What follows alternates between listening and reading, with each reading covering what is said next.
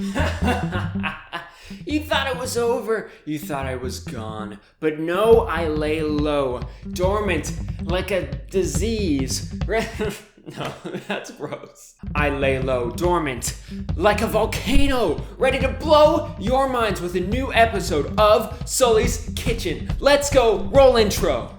Welcome to Sully's Kitchen, where the food is sometimes good. Hey there, chefs. Welcome to this episode of Sully's Kitchen. Oh, you know what? One minute. I gotta grab some. Oh, great. You saw the title. We're making flatbread today, but not just any flatbread. You see, I have been locked away for months developing the most mathematically perfect recipe. Let me tell you a little bit about my boy, Fib. That's right, Fibonacci, the real deal. Fibonacci was actually my great-grandfather. Ignore all that text on screen. That's from Wikipedia. It's unverified. You just got to take my word for it. Trust me. Let's talk about what my great-great-grandfather did. Fibonacci has a sequence of numbers named after him, aptly called the Fibonacci series. Here it is. Let's say we start with the number 1.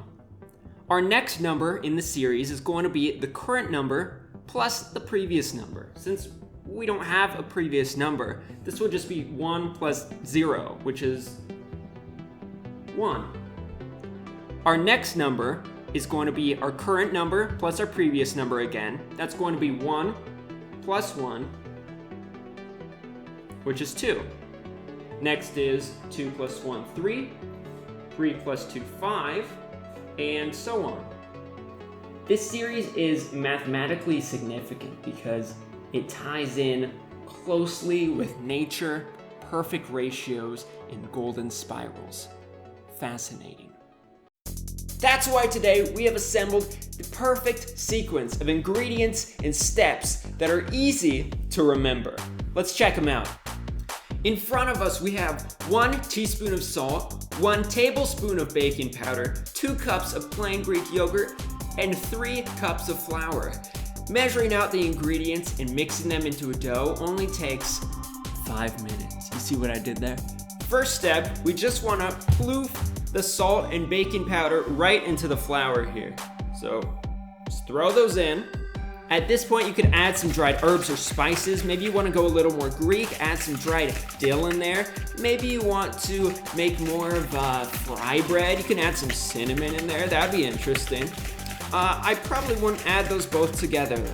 We now have our dry mixture ready. We have our 2 cups of Greek yogurt.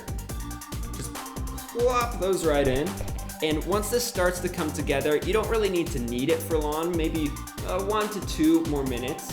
Once you make the dough, this yields about 8 to 13 flatbreads. We now have a nice clump of dough after about 2 minutes. It's not sticking to the sides or anything. You could pick it up in one big chunk.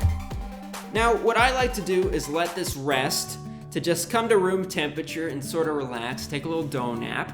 We'll cover it so it doesn't dry out and let it rest for 21 minutes. Yeah, we're still doing the numbers thing. Our rested dough is ready to go, ready to roll out.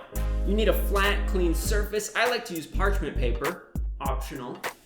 But you should flour your surface before you start working. Mandatory. In the meantime, while we're prepping and rolling out our dough, let's get a cast iron skillet on the stovetop, put a little bit of cooking oil in the bottom of the pan, and get that going medium heat. Our dough is now ready to go. Here it is. You can plop it down, and we want to just take off a piece and ball it up. I like to shoot for a size of a baby baseball. You know, regulation baby baseball. It just needs to fit inside this skillet. I don't know. All right, that's our first piece. And now, remember this, folks. Flour your pan before you roll it thin. That's just some great life advice there. I don't know what's going on. We're gonna roll this out, 90-degree turns. Try to make it sort of circle shaped. This is nice and rolled out, nice and thin, ready to go. You put it right in your skillet, let it cook 2 minutes, grab some tongs, grip it, flip it, 2 more minutes, grip it, drip it onto some paper towels, you're done. Here's the trick though, while this is cooking, grab a new chunk of dough, roll up that baby baseball, roll out the next one, you're ready to go. Assembly line work. This is so easy. Let's get it done.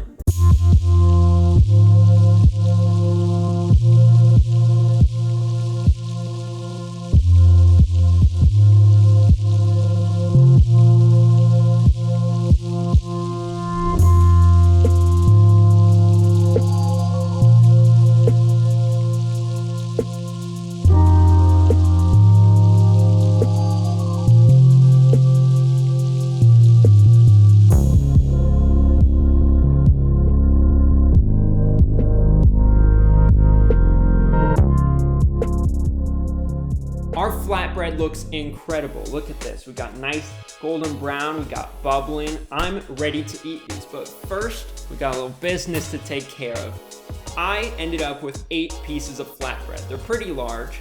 They took 2 minutes on each side, so that's 4 minutes of cooking time per flatbread, plus the 2 minutes it took for me to prep that first flatbread dough while preheating. That totals to 34 minutes, and that is our last number we're covering today in our Fibonacci sequence. I'm ready to eat these right now. You could let them cool down, bag them up, bring them to a party, eat them throughout the week. You could freeze them, eat them throughout the month. They can make a nice pizza crust. Just, you can be creative. They're versatile. They're nice and fluffy. They're really good. If you have some time on the weekend, they're low cost, high reward, high yield. Just make a batch of these, just try it out. Hey, thanks for stopping by Sully's Kitchen.